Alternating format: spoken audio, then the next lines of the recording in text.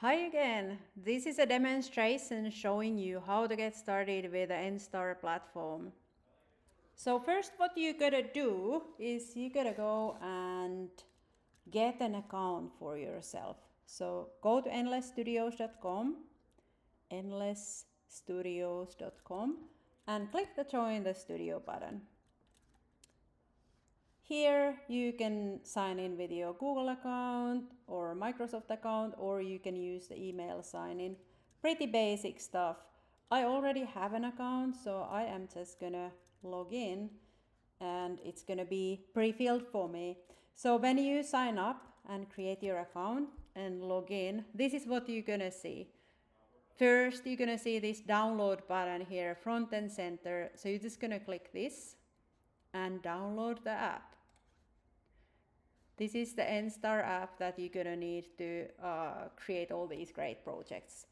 So download the app and install it. I already have it installed with Mac. It's just the usual. You just drag the app that you just downloaded and drag it. And if you are on Windows, you just follow the standard process. So you're gonna install the Endless Launcher. And here you're gonna use just the same account that you just created earlier and sign in. I'm gonna sign in. And when you don't have Endstar installed yet, there's gonna be an install button here. It's gonna take, depending on how fast your network is, it's gonna take a few minutes. I luckily have Endstar installed, so I can just hit the play button, but same place in the UI, just click the button, it will install the app for you, and then you will land on this page. First, what I actually recommend to do is not to be in this create menu, but instead find something that somebody else has created and play it. So for instance, one good game that I know is the Dungeion Unexplorer. So I just type on X and let's go check it out. Really good way to learn to use this platform is to go to check out a game created by somebody else and play it a little bit. In the materials, the resource materials for Endstar, you will have some links for games that have been created using Endstar so that you can play first and then see like, oh, what is here? There's some messages. I am bad at reading this. Long press F while moving to drag the cubes. Nice, I'm getting some advice. So I guess I can drag these physics cubes. Go check it out. And this is just a game created by somebody just like you.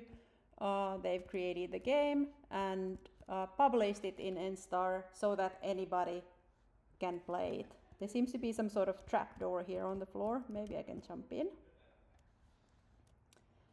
And who is this? The Crow. I believe this is our ASU President Crow giving me some advice here.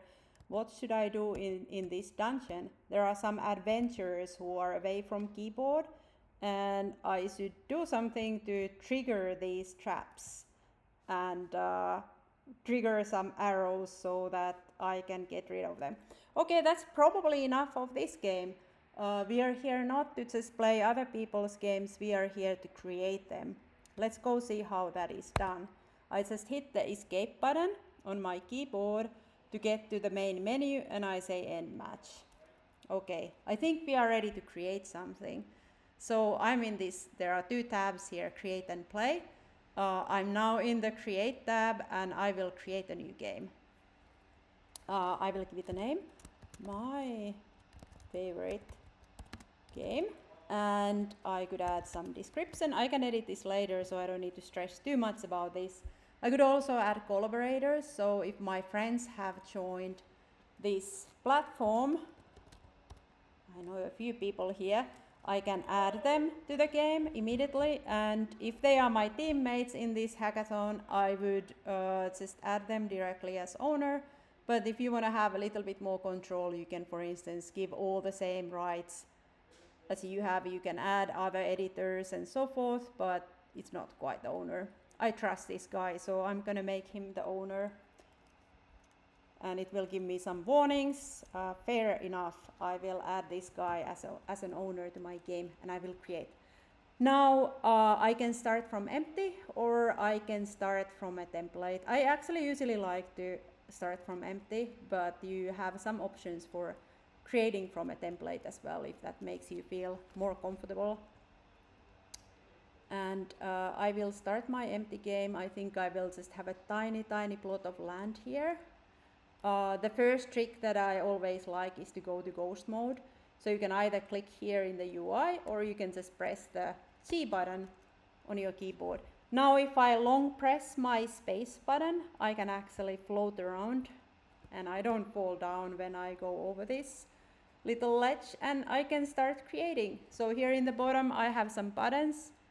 I can paint some land here, maybe make some more grass, and I could just be clicking one by one, but it's a little bit tedious. I can also paint large plots of land to make it a little bit faster. I have other elements here as well. So if I, for instance, want to build a house, I can start building. Build, make some walls. Oops, little bit fast. Let's build in that hole.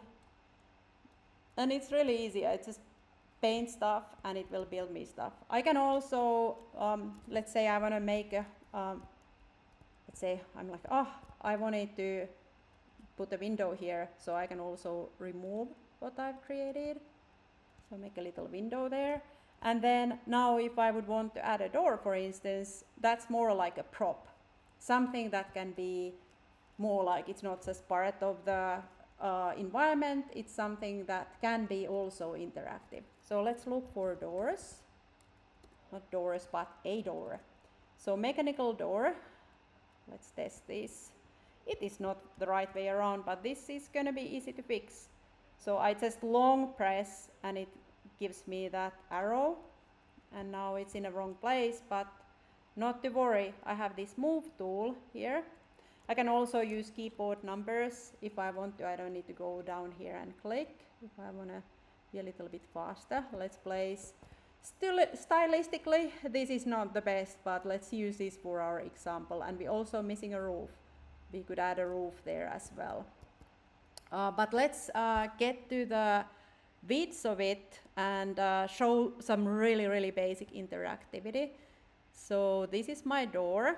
I can also observe it, see what it has. Okay, this one is just, I can name this, but this isn't really. Some other objects have other attributes as well.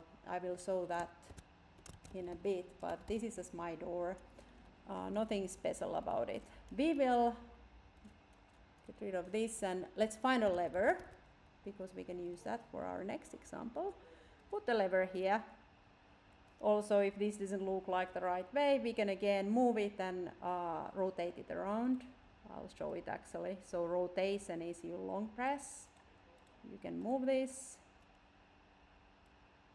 But you can also, if you long press, you can move it around. I actually liked it the way it was. It feels more natural here. So let's let it be here. Now, I just have a door and a lever, but it's not really doing anything. That's where this wiring tool comes to the picture. It's a number 5, or you can click it here in the bottom of the UI. So if you click the lever, you can see that there are some events that this lever can trigger. And if you click the door, there are some actions that the door can do once it receives an event. So let's make this easy. I can just say like whatever way it's flipped, I'm gonna toggle if it's open or closed. I can also choose color for these things. If I have more complicated wire systems, maybe it makes sense, but in this simple case, probably doesn't matter. And now the cool part is I can go immediately and just go test it out. So let's go. I still need to, oh no, I still need to go build some land around this. There is my little window, that's pretty basic. And I use the similar keys as in a lot of computer games. I use A, D, S, and W for moving around. And I use the mouse to change my view.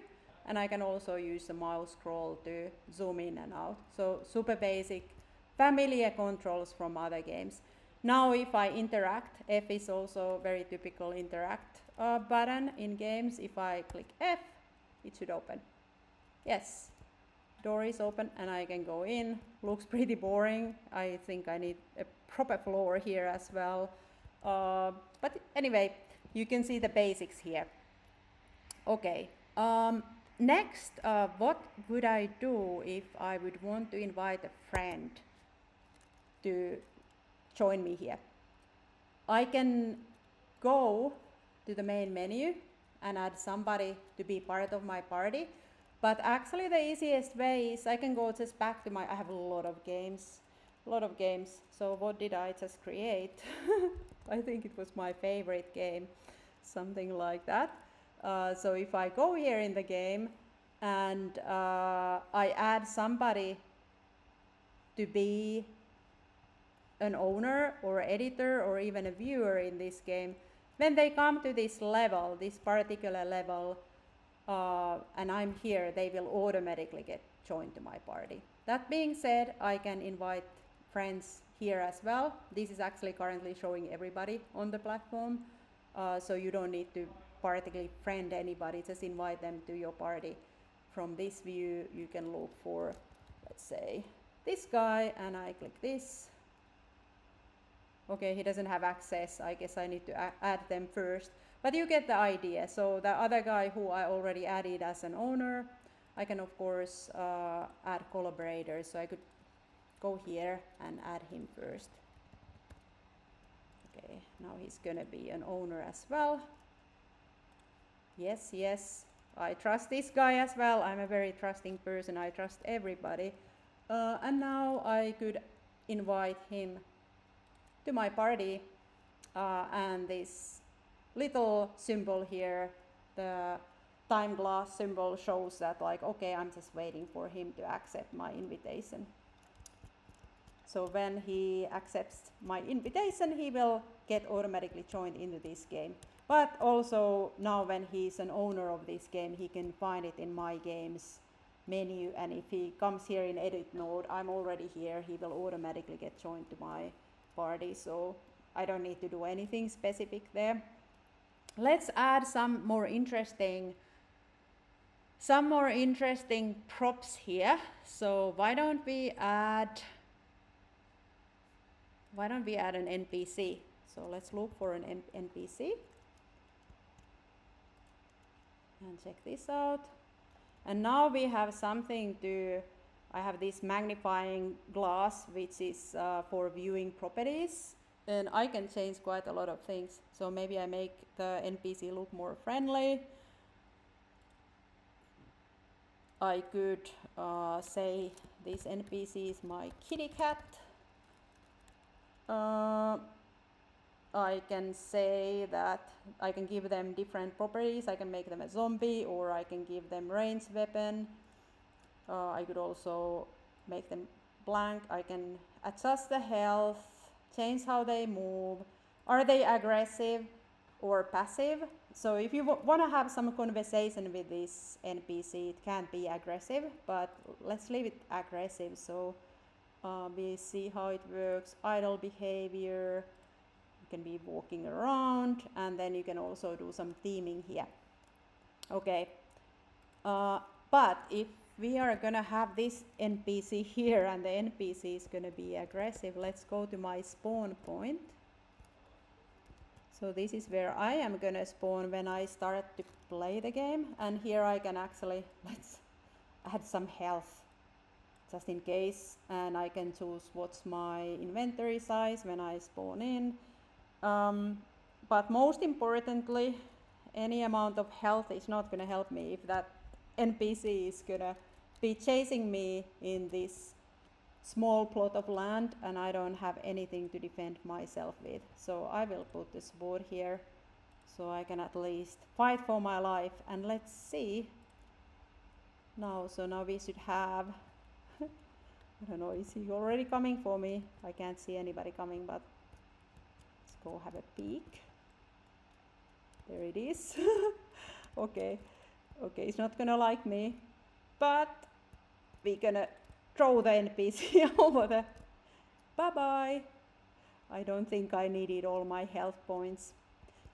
And here is my little house. I think my house will need some decoration, but I think I'm gonna invite some friends over to build this together to make it more interesting. How about that?